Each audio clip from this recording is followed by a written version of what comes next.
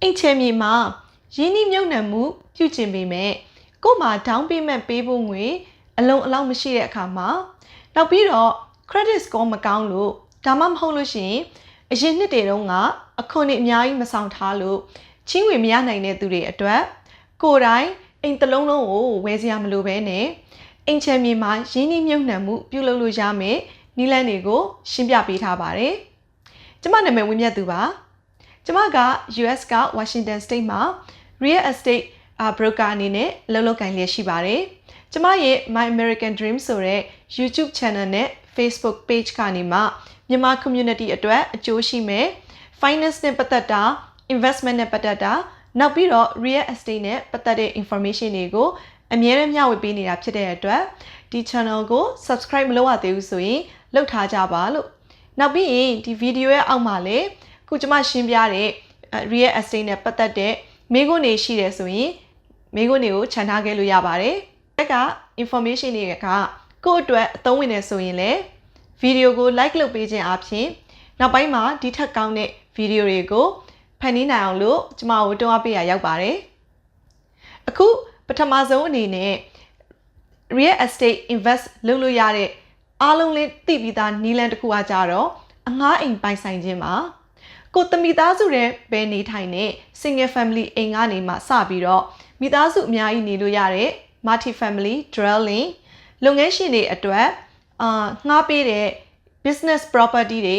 နောက်ပြီးတော့ warehouse တွေတခြားအဆောက်အအုံတွေလိုမျိုးဝယ်ယူပြီးတော့ငှားရမ်းမှုပြုလုပ်ခြင်းပဲဖြစ်ပါတယ်ကိုယ်တိုင်ငှားရမ်းလို့ရတယ်လို့မျိုးကိုယ့်ရဲ့ဒီ business day to day နေ့စဉ်စီမံခန့်ခွဲမှုတွေကိုလှုပ်ဆောင်ဖို့အတွက်ဒီ property management company ကိုလည်းငှားရမ်းနိုင်ပါတယ်ဒီ property manager ကိုငှားတဲ့အခါမှာသူတို့အတွက် management fees တွေကိုပေးရပေမဲ့လည်းကိုယ့်အတွက်အချိန်ကုန်သက်သာစေပြီးတော့အိမ်ငှားတွေနဲ့ဆက်ဆံရတဲ့စိတ်ဖိစီးမှုကနေမှသက်သာစေမှာဖြစ်ပါတယ်လူအတော်များများကြတော့ဒီ real estate rental property investing ကိုဒီ house hacking လို့ခေါ်တဲ့အိမ်တစ်လုံးထဲမှာအခန်းတွေငှားတာဒါမှမဟုတ်လို့ရှိရင် duplex တို့ triplex တို့အစရှိတဲ့နှလုံးတွဲအိမ်သုံးလုံးတွဲအိမ်စရှိတဲ့အိမ်တွေကိုဝယ်ပြီးတော့ကိုကတစ်ခန်းမှာနေတယ်တခြားခန်းတွေကိုတခြားလူတွေကိုငှားခြင်းကနေမှပဲဒီအိမ်ငှားလုပ်ငန်းကိုစတင်ထကြပါတယ်အဲ့လိုမျိုးငှားခြင်းကကိုယ့်ရဲ့ mortgage ကိုစောစောစီးစီးပေးဖို့အတွက်အခုအထောက်အကူဖြစ်စေတဲ့အပြင်ပြီးရင်ကိုနေနေတဲ့အချိန်တွင်းမှာလည်းကိုယ့်ရဲ့ကုန်ကျစရိတ်တွေကိုကာမိစေအောင်လို့အများကြီးအကူအညီပေးနိုင်ပါတယ် US က financial system တစ်ခုလုံးအကြောင်းကိုသိချင်ပါသလား stock market မှာရင်းနှီးမြှုပ်နှံနိုင်ဖို့ stock trading နဲ့ပတ်သက်တဲ့အခြေခံအကြောင်းအရာတွေကိုသိချင်ပါသလားတင့်ရဲ့ပင်စင်စုငွေတွေကိုစနစ်တကျစီမံခန့်ခွဲနိုင်ဖို့နဲ့ကလေးတွေရဲ့ပညာရေးဆိုင်ရာရင်းနှီးမြှုပ်နှံမှုငွေကြေးတွေကိုစနစ်တကျစီမံခန့်ခွဲနိုင်စေဖို့အစရှိတဲ့အကြောင်းအရာတွေကိုနားလည်တကြွသွားဖို့ဆိုရင်ခုပဲ Grow and Win မှာစီးပြီးသွင်းလိုက်တော့နော်အလုံးပိုင်ဆိုင်ခြင်းကနေမှဘယ်လိုမျိုးဝင်ငွေတွေရနိုင်တယ်လဲဆိုလို့ရှိရင်ပထမဆုံးတစ်ချက်ကကြတော့ကိုအိမ်ငှားကနေမှရတဲ့ဝင်ငွေကကိုဘဏ်ကို mortgage ပေးရတဲ့ပမာဏထက်ပိုပြီးများတဲ့အခါမှာ cash flow အနေနဲ့ရရှိမယ်ဒုတိယအချက်ကကြတော့အချိန်ကြာလာတဲ့မျှအိမ်တန်မိုးတက်သွားတဲ့အခါမှာကိုကဒီအိမ်ထဲမှာ equity တွေရမယ်နံပါတ်3ချက်ကဒီအိမ်ရဲ့ mortgage interest ပေးရတဲ့ငွေကိုနှစ်ကုန်လို့အခွန်ဆောင်တဲ့အခါမှာလုံးဝထည့်ပြီးတော့ဆောင်စရာမလိုပါဘူးနောက်ဆုံးအချက်ကကြတော့ဒီအိမ်ငှားလို့ရတဲ့ဝင်ငွေကကိုနှစ်ကုန်လို့ရှိရင်ဒီအိမ်ရဲ့ depreciation အိမ်တန်မိုးရောကျသွားတဲ့ဟာနဲ့ခြေလိုက်တဲ့အခါမှာအစိုးရကိုအခွန်တပြားမှပေးစရာမလိုပါဘူးအဲ့လိုမျိုးအိမ်ငှားခြင်းရဲ့ကောင်းတဲ့အချက်တွေရှိတယ်လို့မျိုးသူ့မှာလည်းအားနည်းချက်တချို့ရှိပါတယ်အဲ့ဒါကကြတော့ကိုယ့်အိမ်ကိုငှားခြင်းပေမဲ့တစ်ခါတလေမှာအမြဲဆုံးအငှားမရနိုင်တဲ့အခါမျိုးတွေလည်းရှိနိုင်တယ်ကိုယ့်အိမ်ကအိမ်မှာနေစဉ်အတွင်းမှာပျက်စီးသွားတာတွေပြီးလို့ရှိရင်လိုအပ်တဲ့ maintenance တွေအတွက်လည်းကိုကငွေအကုန်ကျခံရမယ်နောက်တစ်ချက်ကကြတော့အိမ်ငှားတွေနဲ့ direct ဆက်ဆံတဲ့အခါမှာခက်ခဲတွေရှိနိုင်တယ်နောက်ပြီးရင်အိမ်ငှားစာချုပ်ကိုက မကျွမ်းကျင်ဘူးဘာတွေရေးထားလဲဆိုတာကိုသိနားမလည်ဘူးဆိုလို့ရှိရင်နောက်ပိုင်းမှာတကယ်လို့များအင်္ဂါတွေနဲ့ပြဿနာဖြစ်လာတဲ့အခါမှာကိုယ့်အတွက်နစ်နာနိုင်ပါတယ်နောက်ပြီးတော့ဒီအင်္ဂါတွေကကိုယ့်ကိုအင်္ဂါကမပေးတဲ့အခါမှာလေတရားဥပဒေအရရင်ဆိုင်ဖြေရှင်းရတတ်ပါတယ်အခုပြီးခဲ့တဲ့ COVID-19 တုန်းကလိုမျိုးဒီအင်္ဂါတွေကိုအင်္ဂါကပေးစရာမလိုတဲ့အစိုးရဥပဒေတွေထွက်လာတဲ့အခါမျိုးတွေမှာဆိုလဲအိမ်ပိုင်ရှင်တွေအနေနဲ့နစ်နာနိုင်ပါတယ် investment အမျိုးအစားကြတော့ REITS လို့ခေါ်တဲ့ Real Estate Investment Trust တွေမှာရင်းနှီးမြှုပ်နှံခြင်းပဲဖြစ်ပါတယ်ဒီ REITS တွေကအင်ချမြေရင်းနှီးမြှုပ်နှံတဲ့အမျိုးအစားတွေထဲမှာတော့အလွယ်ကူဆုံးပုံစံဖြစ်ပြီးတော့အခုမှစတင်မဲ့ investor တွေနဲ့ငွေအရင်းနှီးသိမ့်မရှိသေးတဲ့ investor အသစ်တွေအတွက်ပို့ပြီးတော့တင့်တော်ပါတယ်ဒီ REITs တွေကို stock exchange တွေမှာအရောင်းဝယ်ပြုလုပ်တဲ့အတွက် retail investor တွေအနေနဲ့အလွယ်တကူဝယ်ယူနိုင်တယ်သူတို့ကိုရောင်းချပေးတဲ့ကုမ္ပဏီတွေကဒီဆေးရုံတွေဂိုဒေါင်တွေဈေးဝယ်စင်တာတွေပြီးရင်လူနေအိမ်အဆောက်အုံတွေနဲ့တခြားအိမ်ချမ်းမြေစရှိတဲ့ဒီ properties တွေကိုပိုင်ဆိုင်ပြီးတော့အဲ့ဒီပိုင်ဆိုင်မှုရဲ့အစုရှယ်ယာတွေကိုအပြင်က investor တွေကိုရောင်းချပေးတာဖြစ်ပါတယ်ဒီ REITs အမျိုးအစားတွေအများကြီးရှိတဲ့တဲ့ကကိုကြိုက်တာကိုရွေးချယ်ဝယ်ယူနိုင်ပါတယ်ပြီးရင် share တစ်ခုကိုဒေါ်လာ100အောက်လောက်ပဲကျမှာဖြစ်ပြီးတော့ဝယ်ယူရတာလည်းလွယ်ကူပါတယ်အဲ့တော့ဒီ REITs တွေကနေမှဘယ်လိုမျိုးငွေရှာမလဲဆိုလို့ရှိရင်ပထမဆုံးအနေနဲ့ကိုကဒီ REITs ကိုပိုင်ဆိုင်နေဆိုရင်ကိုပိုင်ဆိုင်တဲ့အစုရှယ်ယာအတွက်ပုံမှန်အားဖြင့်3လတစ်ကြိမ် dividend income အနေနဲ့ဝင်ငွေရရှိနိုင်ပါတယ်အဲ့ဒီကုမ္ပဏီကသူ့ရဲ့share ရဲ့ performance ကိုကိုယ့်ကိုပြန်ပြီးတော့ထုတ်ပေးတာဖြစ်ပါတယ်နောက်ပြီးတော့ဒီ share တွေကိုကိုကမလိုချင်တော့လို့ပြန်ရောင်းမယ်ဆိုလို့ရှိရင်လေသူကဈေးတက်နေတယ်ဆိုလို့ရှိရင်အမြတ်ရရှိနိုင်တယ်သူကတော့ stock share နဲ့တော်တော်လေးတော့တူပါတယ် REITs မှာ invest လုပ်ခြင်းရဲ့အားသာချက်တွေကကြတော့သူ့ကိုဘယ် investment platform မှာပဲမဆိုသူ့ရဲ့အစုရှယ်ယာတွေကိုအလွယ်တကူဝယ်လို့ရပါတယ်နောက်ပြီးရင်သမိုင်းကြောင်းအရာ performance ကောင်းတဲ့ REITs မျိုးစားတွေကများသောအားဖြင့် return လည်းများများပေးနိုင်တယ်အဲ့တော့သူ့ရဲ့ historical return ကိုလည်းအလွယ်တကူကြည့်လို့ရတဲ့အတွက်ကိုစိတ်ကြိုက်ရွေးချယ်ပြီးတော့ကြိုက်တဲ့အမျိုးအစားမှာ invest လုပ်လို့ရပါတယ်နောက်တစ်ချက်ကကြတော့ဒီ REITs အစုရှယ်ယာတွေကပုံမှန်အားဖြင့်မတူညီတဲ့ property အမျိုးအစားတွေပါဝင်တဲ့အတွက်ကိုယ့်ရဲ့ investment ကဒီ property အဲ့ဒီမှာပါတဲ့ real estate အမျိုးအစားတွေအားလုံးစီမှာတပြိုင်နက်တည်း invest လုပ်ထားလို့ရပါတယ်သူ့ရဲ့မကောင်းတဲ့အချက်ကကြတော့သူ့ကို stock share မှာရင်းနှီးမြှုပ်နှံတယ်လို့မျိုးခံစားရတယ်ဘာလို့လဲဆိုတော့သူ့ရဲ့လှုပ်ဆောင်ချက်တွေinvest လုပ်ရတဲ့ပုံစံတွေ return ရတဲ့ပုံစံတွေက stock share နဲ့တူတဲ့အတွက်အမှန်တကယ်ကိုတိုင်း real estate မှာပါဝင်ပြီးတော့ invest လုပ်နေရတာနဲ့မတူဘူးအဲ့တော့ REITs ရဲ့တီးခြားသူ့ရဲ့ performance တွေလှုပ်ဆောင်ချက်တွေအတွက်လည်းကိုကဘာမှဆုံးဖြတ်ချက်မရှိဘူးဒီ REITs တွေကိုတီးထောင်တဲ့ကုမ္ပဏီတွေကသာလျှင်အဲ့တွေကလူတွေကသာအဆအရာဆုံးဖြတ်သွားမှာဖြစ်ပါတယ်နောက်ပြီးတော့ဒီ real estate မှာ invest လုပ်လို့ရှိရင်သူ့ရဲ့တခြား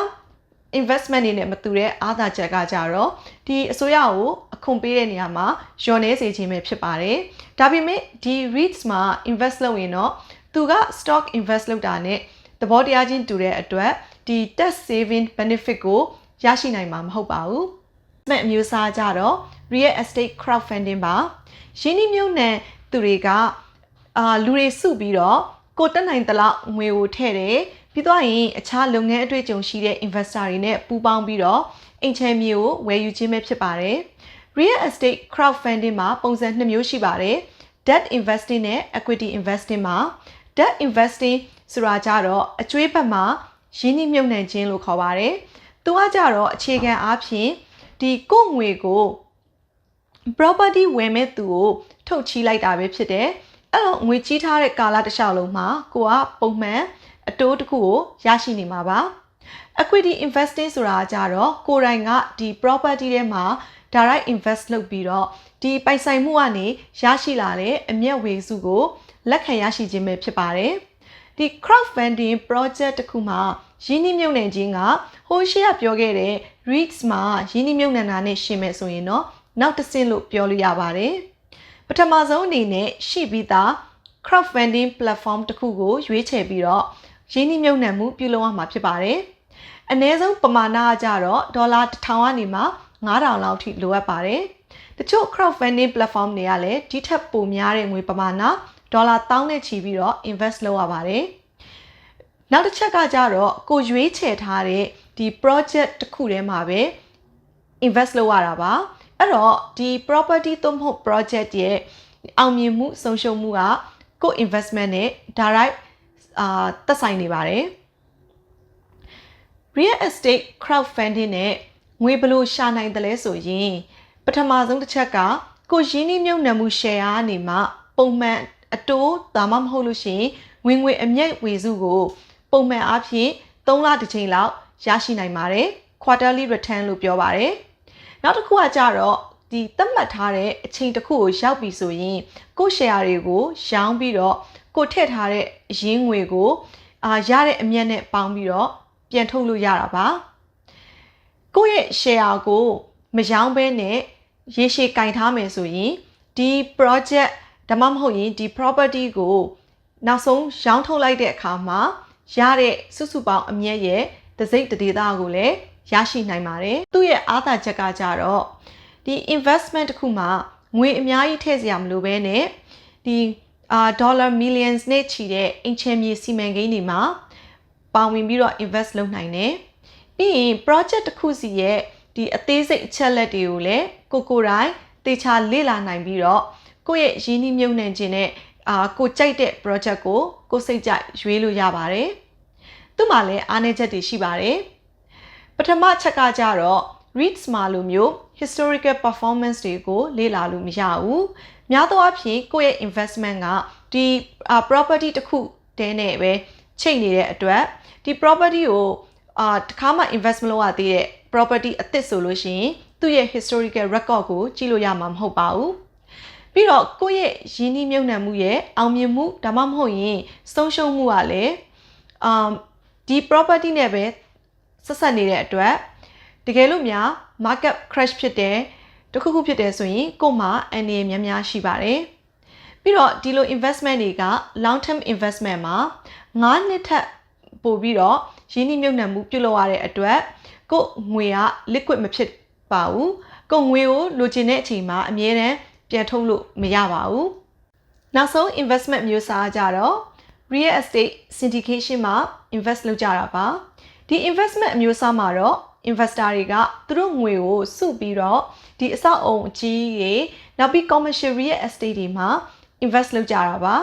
သူ့ချင်းအနေနဲ့ဒီလိုမျိုး project ကြီးတွေကိုရင်းနှီးမြှုပ်နှံမှုပြုလုပ်တာထက်စာရင်ဒီလို real estate syndication တွေမှာ invest လုပ်ခြင်းကကိုဝယ်တဲ့အခါမှာပို့ပြီးတော့အားသာချက်တွေရှိပါတယ်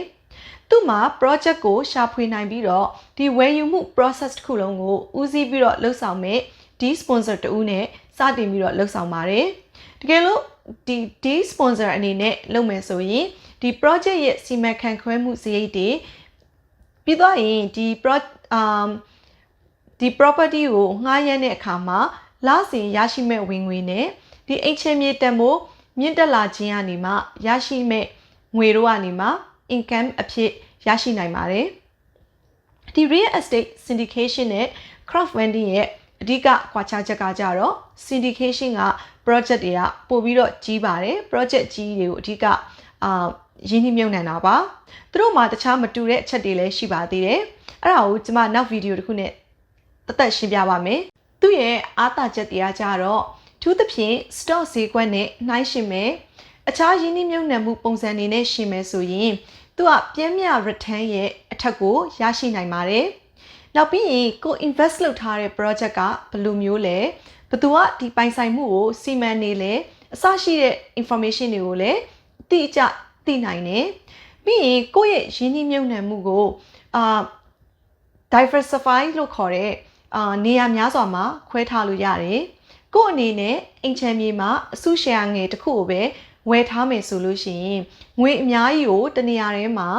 ထားစရာမလိုဘဲနဲ့တခြား investment ပုံစံတွေမှာရင်းနှီးမြှုပ်နှံဖို့အတွက် ကိုယ့်လက်ထဲမှာငွေကျန်နိုင်ပါတယ်ပြီးရင် HMA လုပ်ငန်းအများစုမှာရင်းနှီးမြှုပ်နှံခြင်းက stock ဈေးကွက်မှာလုံးဝမရနိုင်တဲ့ cash flow ကိုအမှန်တကယ်ပေးနိုင်တဲ့အတွက်ဒီ passive income ရဲ့အကောင်းဆုံးပုံစံတွေကနေမှတစ်ခုဖြစ်ပါတယ် State syndication ရဲ့ပထမဆုံးအားနည်းချက်ကကြတော့ငွေပြန်ပေါ်ဖို့မလွယ်ဘူးပုံမှန်အားဖြင့်ဒီ9နှစ်ကနေမှ9နှစ်အထိဒီရဲ့အချိန်ကာလပေါ်မူတည်ပြီးတော့ကို invest လုပ်ထားတဲ့ငွေကိုကိုကရင်းနှီးမြှုပ်နှံထားမှာပါပြီးရင်နောက်ထပ်အားနည်းချက်တစ်ခုကကြတော့ကိုက limited partner အနေနဲ့ဒီ deal မှာ invest လုပ်ထားတယ်ဆိုလို့ရှိရင်ဒီ deal နဲ့ပတ်သက်ပြီးတော့ဒီ control လုပ်လို့မရဘူးကို deal ကို manage လုပ်တဲ့ sponsor ကဘယ်အချိန်မှာအဆောက်အုံကိုပြန်လည်ပြီးတော့ပြင်ဆင်မယ်ရောင်းချမယ်စရှိတဲ့ဆုံးဖြတ်ချက်တွေကိုသူကအကုန်လုံးလုပ်သွားမှာဖြစ်ပါတယ်အဲ့ဒါကြောင့်မလို့မှန်ကန်တဲ့ဆုံးဖြတ်ချက်တွေချဖို့အတွက်ကကိုယုံကြည်ရတဲ့စိတ်ချရတဲ့ပြီးရင်အတွင်းကြကြသိတဲ့ track record လည်းရှိတဲ့ operator တွေနဲ့ပဲရင်းနှီးမြှုပ်နှံမှုကိုပြုလုပ်သင့်ပါတယ် real estate investing နဲ့ပတ်သက်ပြီးတော့အိမ်ဝယ်တာမဟုတ်ဘဲနဲ့တခြားဘယ်လိုနည်းလမ်းတွေနဲ့ invest လုပ်လို့ရမလဲဘယ်လိုမျိုး passive income ရအောင်လို့ real estate ကိုအသုံးပြုပြီးတော့ငွေရှာရမလဲဆိုတာကိုတော်တော်လေးသိသွားပြီလို့ထင်ပါတယ်အခုဒီရှင်းပြထားတဲ့နည်းလမ်းတွေကဘယ်နည်းလမ်းကိုအကြိုက်ဆုံးလဲဘယ်ဟာကကိုနဲ့တင့်တော်ဆုံးဖြစ်မလဲဆိုတာကိုအောက်က comment မှာရေးပေးသွားလို့ရပါတယ်နောက်ပြီးတော့ဒီ crowdfunding နဲ့ syndication နဲ့ပတ်သက်ပြီးပိုပြီးစိတ်ဝင်စားတဲ့ထပ်ပြီးသိချင်တယ်ဆိုရင်လည်းအောက်မှာ comment ရေးထားခဲ့ပါနောက်နေ့ကြားလို့ရှိရင်ကျွန်မအဲ့ဒါနဲ့ပတ်သက်ပြီးတော့ပိုပြီးအသေးစိတ်ကိုရှင်းပြပေးသွားပါမယ်ခုတော့အားလုံးကိုကျေးဇူးအများကြီးတင်ပါတယ်ဒီဗီဒီယိုကို like မလုပ်ရသေးဘူးဆိုရင်လည်းလုပ်ထားပြီးတော့ကိုယ့်ရဲ့ social media မှာလွတ်လပ်စွာ share လို့ရပါတယ်ကျေးဇူးတင်ပါတယ်နောက်ဗီဒီယိုကြရင်တွေ့မယ်